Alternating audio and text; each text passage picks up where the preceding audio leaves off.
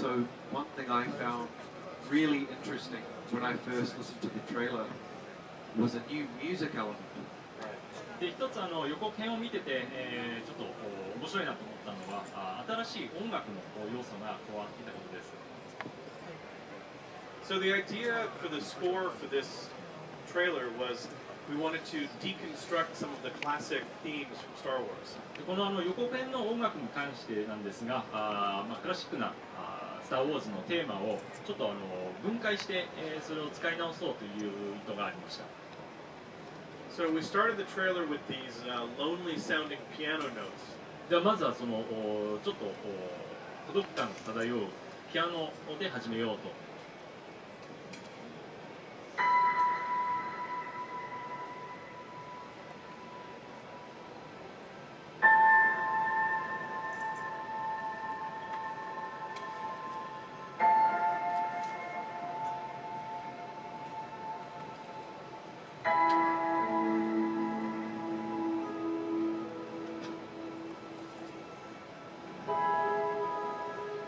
So you can hear it sounds very empty. There's lots of space. これを聞いての通り、たくさん空間ですね。あまり何もないような音になっているのがわかると思います。We wanted to have it feel as if the piece started very small and very mysterious, so that the audience would lean in. で最初の出だしのところは特に、ミステリアスな雰囲気を漂わせるために、漂わせることによって、観客のが引き入るような構成にしようと思いました。So then, when the love theme kicks in full, it feels even bigger. なので次のテーマ、ラブテーマですねが入ってくるときにそのインパクトが強くなるようにしています。And you can hear these sounds here are just the dry signal. でこれからここを再生するサウンドですが、これはドライな信号です。So we're adding on top of this a reverb layer. でこの音の上にリバーブを加えています。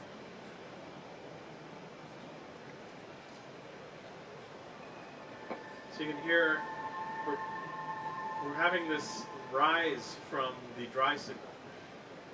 でドライシグナルを元とした音からこのように音が上がってくるようにオートメーションをかけています。So that gives the end of the piano note a sort of shimmering quality. でこれによって音のテールの方ですね、終わりの方がちょっと踊るような感覚を作っています。Makes it hang in the air longer. でこれによってちょっと雰囲気が長く持続するようにしています。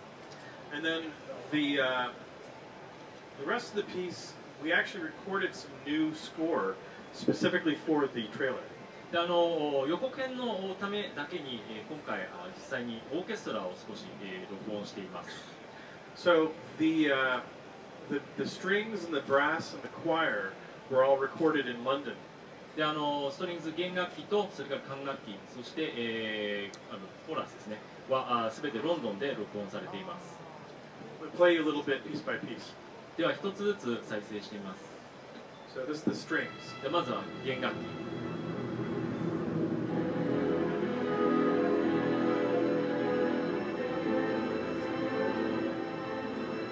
And then the brass. でこちらが管楽器です。And then the choir. で最後にコーラス。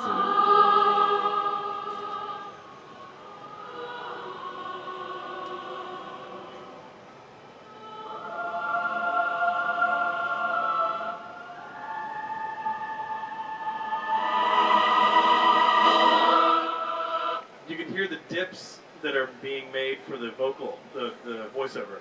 で音の音量が随分変わったりするんですが、これはダイアログに合わせてピックされているものです。So in addition to the material that we recorded fresh with the orchestra, we have some samples that we had prepared ahead of time. で生のオーケストラの音の他にサンプル先から準備してあったサンプルも加えられています。And one thing we talked a little bit about is you wanted to have a look at the dialogue because obviously we've got some really well-known characters here that are hugely important. Right. ではまずあと次はちょっとダイアログの方を見てみたいと思います。でダイアログの中では特にこの映画のシリーズですととても重要な人物とかがいっぱいキャラクターですねがいっぱいいるので、そのことについてちょっとお話を伺いたいと思います。Absolutely. So, for trailers, you have to take a different approach to mixing the dialogue that you slightly different to how you might for a feature film. で予告編でのダイアログのミキシングは本編とはちょっと違う点があります。So, trailers are commonly mixed quite loud. So, the dialogue behaves a little differently when you get the levels up like that. 予告編でのまずは予告編では音量が全体的に高くなったミキシングされているので、その中でのダイアログの立ち位置というのは本編とはまた若干違う点があります。And what it ends up meaning is that you have to really control your dynamic range. つまりダイナミックレンジをより詳細にコントロールしなくてはいけないということです。Should we switch back to the Pro Tools screen? So, there's a few different tools that I use in Pro Tools to accomplish this. でこれを実現するためにプロツール内で使っているいくつかのツールがあります。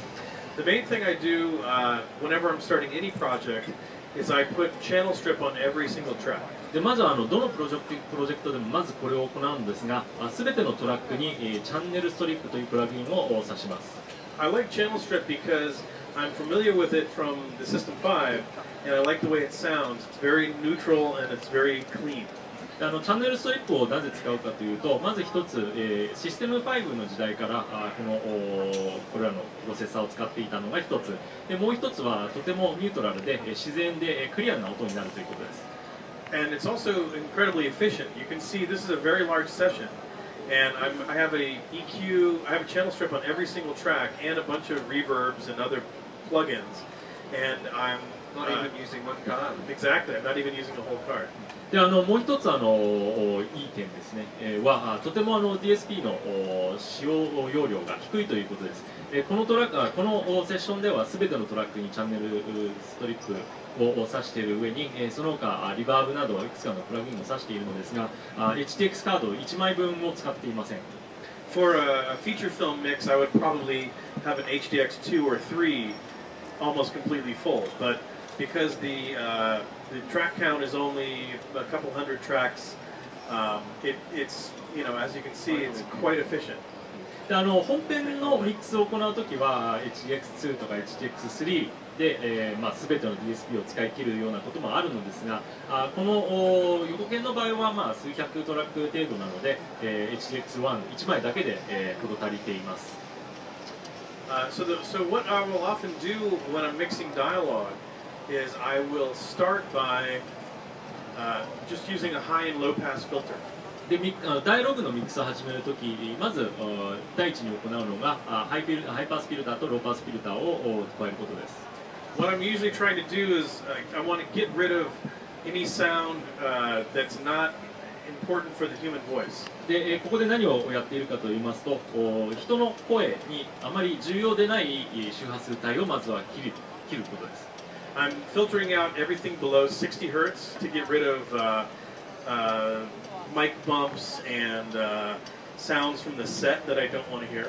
でハイパスの方なんですが、まずは 60Hz 以下は全部切っています。でこれによって、例えばマイクにぶつかってしまった音だとか、セットの音、あまり最後に最終的に使いたくないセットの余計な雑音などを取り除いています。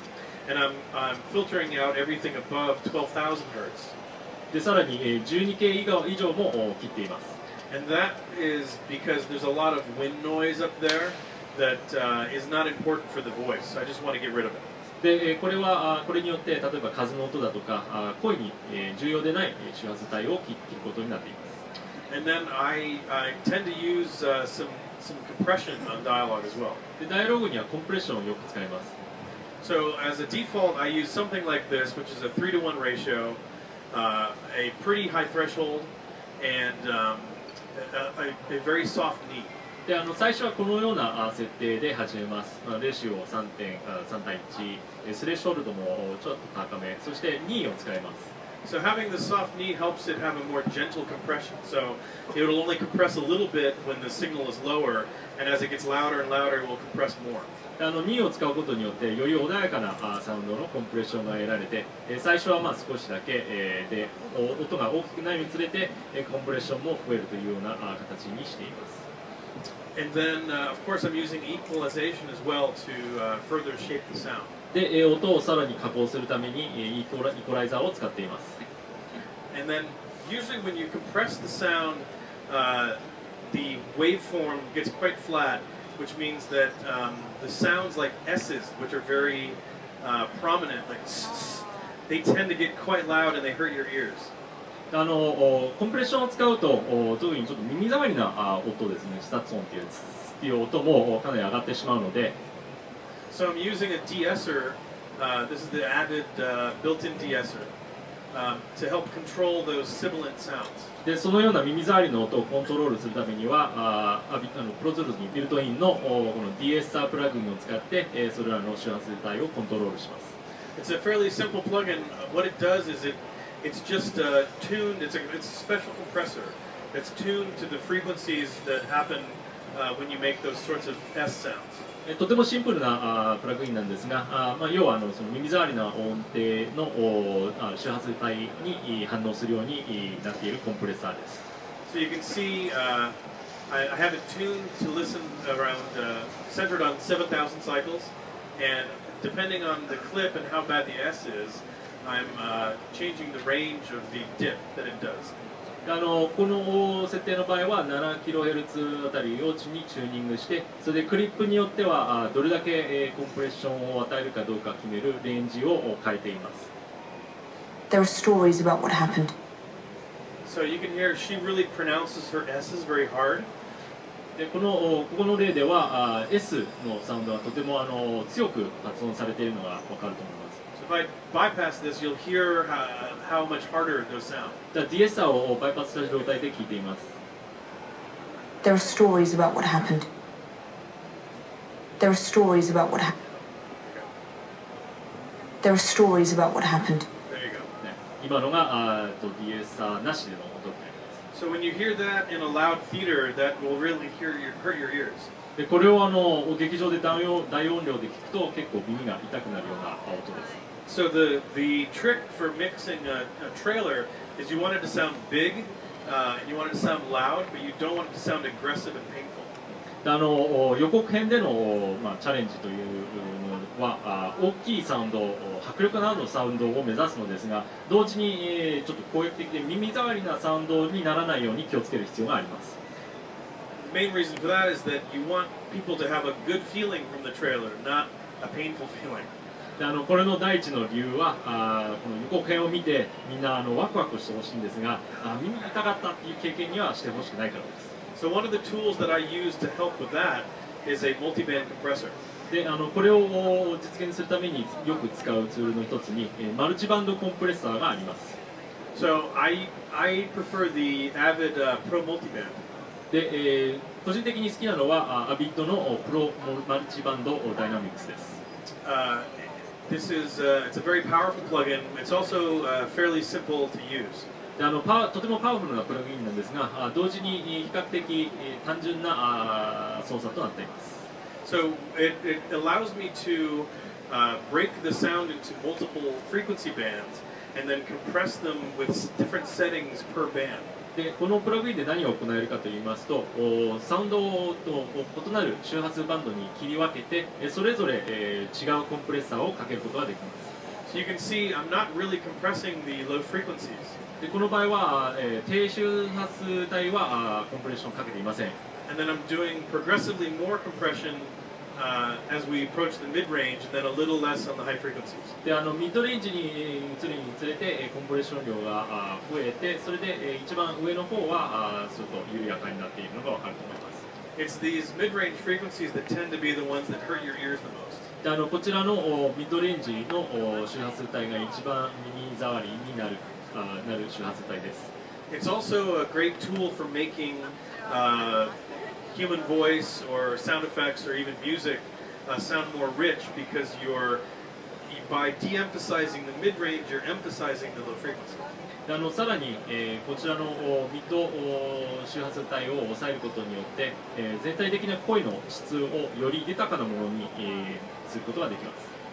So I particularly like what it does to Harrison Ford's voice. で特にハリソン・フォードの声への影響がとても気に入っています。So let me play you with and without the multi-band compressor. ではマルチバンドコンプレッサーをオンとオフを聞き比べてみます。So this is what it with the compressor. ではまずはコンプレッサーありで。It's true. All of it. You can hear his voice sounds very rich. でとても豊かな声だということが分かると思います。 When I remove the multi-band compressor, you'll hear that his voice still sounds full, but not as deep and rich. でこのマルチバンドコンプレッサーをオフにすると彼の声はまだ、いい声なんですがそれでも比較的、豊かさには欠けると思います。 It's true. All of it. So you can hear there's a much more pronounced mid-range, like you can hear more of his breath. でこのオフにすると彼の息遣いっていうんですよね、もうちょっとミッドバンドの周波数帯がよく聞こえます。 So one thing that I've seen, and I'm so happy about it, but all the plugins you've used so far are all Avid plugins. でちなみに今見ててとても嬉しかったんですがこのセッションの中で使っているプラグイン今のところ全て、Avid プラグインですよね。 So Daniel-san is right. I'm using all Avid plugins in this mix session. I'm using the channel strip. I'm using the Avid de-esser, the Pro multi-band compressor, and the Pro limiter. で確かにそうです、こちらのセッションの中ではチャンネルストリップ、ディエッサー、それからプロマルチバンド、そしてこのプロリミッターを使っています。すべて Avid のプログインです。 I'm also using Avid reverb and the Avid Pro multi-band. So, I'm sorry, Pro sub-harmonic. でさらに Avid のリバイブ、リバーブプラグインですね、とそれからこのプロサブハーモニックも使っています。 So one of the things I like about these plugins, on top of the fact that they sound really nice, is that now they are included with the Avid support plan. でこれらのプラグイン、音がいいということはもちろんなんですが、今サポートプラン、Avid のサポートプランに、デフォルトでついてくるという点がすごく嬉しく思っています。 So this is great for guys like me who tend to move from one studio to another studio, because it means that any system that has the Avid Pro Tools HD12 with the support plan will have all of these high-quality plugins. これは自分みたいに、スタジオからスタジオへ移って作業する人にとってはとても便利なことです。なぜかというと、このサポートプランに入っているシステムであれば、必ずこれらのプラグインがインストールされているということが分かるからです。So I can really count on having the plugins installed on all the machines. なので作業を行うためのシステムにこれらのプラグインがもう絶対に、インストールされているということが、そういう安心感が得られるからです。It's also great for me because they're very stable and very efficient, and they also all have a DSP and native component. でさらに安定していて DSP の消費量が少ないというだけではなく DSP 版とそれからネイティブ版ともに備わっているということがとても役に立ちます。 so whether you're on the big HDX system or on your laptop checking the stereo mix, it still boots up the same. だからそれによって、大きな HDX システムでもノートブックで、ミックスを行うときでも必要なプラグインが必ず揃っているということが良い。 It's also great because it means that I can optimize the DSP configuration depending on what track type I have. でさらにこのトラックタイプによって DSP の使用を管理することで、そういうところも管理できるというのもまたプラスです。 So on my audio tracks, I'm using mostly native plugins because it's already using a voice for the track. But on my master faders and on my aux tracks, I'm using DSP plugins because those are DSP type tracks. 例えばオーディオトラックはすでに、オーディオトラックにはネイティブプラグインを使っています。なぜならこれらはもうすでにボイスを使っているからです。で、マスタートラックやオークスに関してはDSP プラグインを指しています。なぜならそれはDSP をすでに使っているタイプのトラックであるからです。 Which is great because that means that I'm not using any additional voices to use native plugins on those DSP tracks. これによってDSP トラックの他にボイスを余計に使ってしまうことができないので、とても便利です。Plus, it keeps my latency very short. でこれによってレイテンシーも抑えることができます。Cool. And I know earlier on we were talking about making some new sound effects to update the world of Star Wars. で先ほども話しましたが、新しいサウンドエフェクトをも制作したという話がありましたが、それについて聞かせてください。We had the challenge to make not only to make the old sounds feel fresh, but to also make some new sounds for things like new weapons and new ships and new droids. でまずは古いサウンドをリフレッシュしてよりモダンな音にするというチャレンジがあったのが一つで、さらに新しい、戦闘機とか船とかドロイドとか武器ですねの追加もあったので、これらに対してはまた新しいサウンドを作る必要がありました。So that took a lot of experimentation, and one of the places that we did the most experimentation was when we were doing the trailers. でこれらのサウンドを作るにあたってたくさんの試行錯誤があったんですが、この試行錯誤を実は予告編を作るときにかなり行った点もあります。So one of the reasons for that is because JJ is very busy and it's hard to get his attention sometimes, but he always knows when an audience is about to see something, he gets very engaged, and so it was a chance for us to try things with him, and he would get excited about what the audience would feel about it.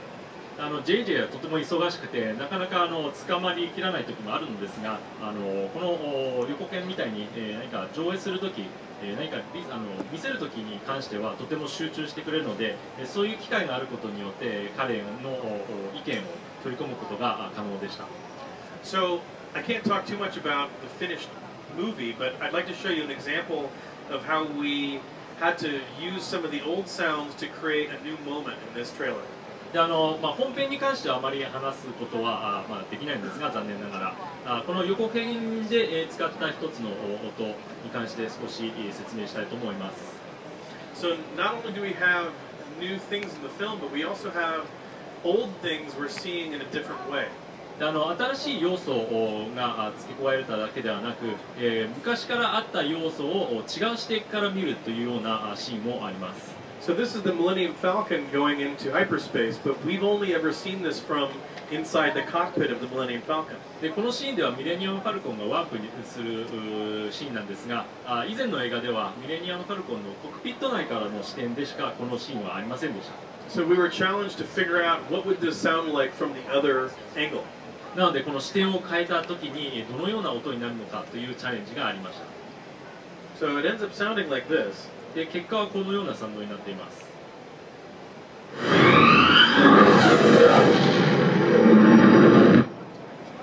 And we're using a combination of old sounds and new sounds to create this effect. でこのエフェクトを作るためには古いサウンドとそれから新しいサウンドを組み合わせています。For example, this is one of the original sounds from the first Star Wars film that we've remastered to make sound modern. でまずはこの音なんですが、この音は一番最初のスター・ウォーズ映画からのサウンドで、これは一つまたリマスターして、モダンに変えた一つの例です。So that would normally play inside the cockpit. で今のサウンドは通常今まででしたらコックピットの中から聞こえた音です。And this is a new sound. でこれは新しいサウンドです。So the funny thing about this sound is this was actually created as an experiment for the new lightsaber. でちなみにこの音に関してはちょっと面白いのが、もともとは新しいライトセーバーのために作られた音だということです。But it didn't work for that, so we tried using it for this instead. でそちらのライトセーバーではいまいちだったんですが、その代わりこのシーンで使ってみたら良かったという。So sometimes when making sounds for a movie, they don't always get used the way we think we're going to use them. で映画のために音を作っているとき、よくあることは、もともとこのための用途とは別の用途で使うことになるということです。This sound is cool because it has a sort of musical note to it. でこのサウンド特に気に入っている一つの点は、ちょっと音楽性のあるノートだというところです。So it stands out in the mix and it sounds distinctive. でミックスの中でもちょっと聞こえやすいし、とてもユニークだと思います。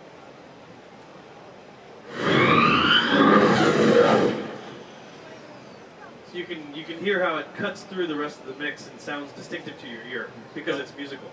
ミックスの中でもとても聴きやすい理由の一つにとても音楽的であるということが掲げられると思います。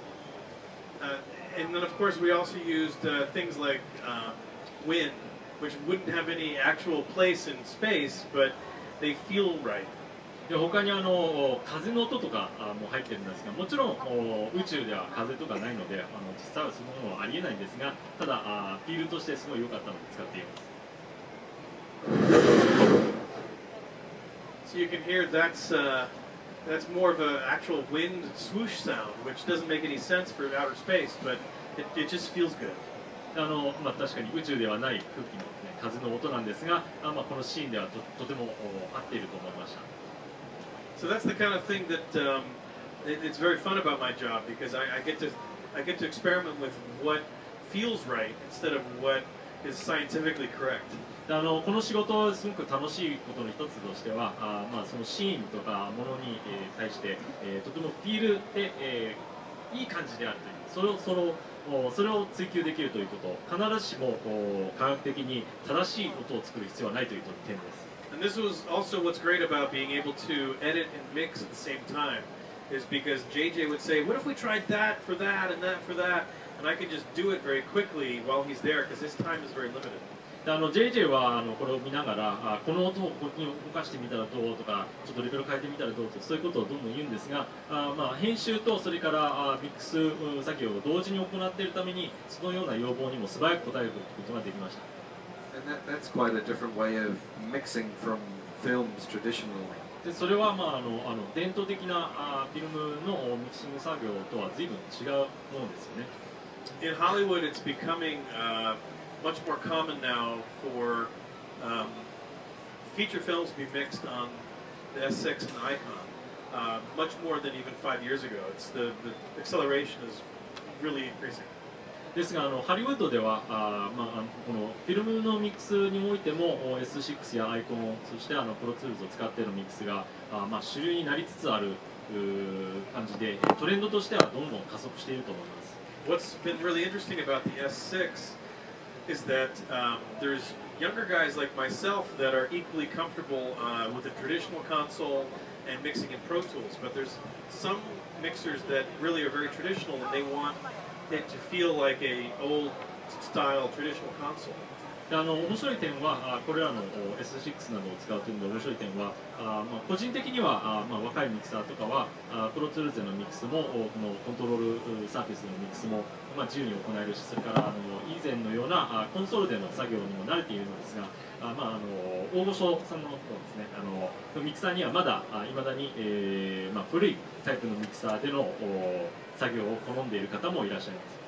And the console is flexible enough that you can configure it in such a way that it can feel like a traditional console, more like an S5, or it can feel like a hybrid console, part editing, part mixing, which is the way I use it. ですがS6 の場合はコンフィギュレーション設定によってはもっとコンソールらしい挙動にすることもできますし、逆に今のハイブリッドスタイルというエディティングを行いながらサーフィスでミキシングを行うというような作業に適した設定にすることもできるのでその柔軟性はどちらのスタイルにも対応できるものなのでとてもいいと思っています。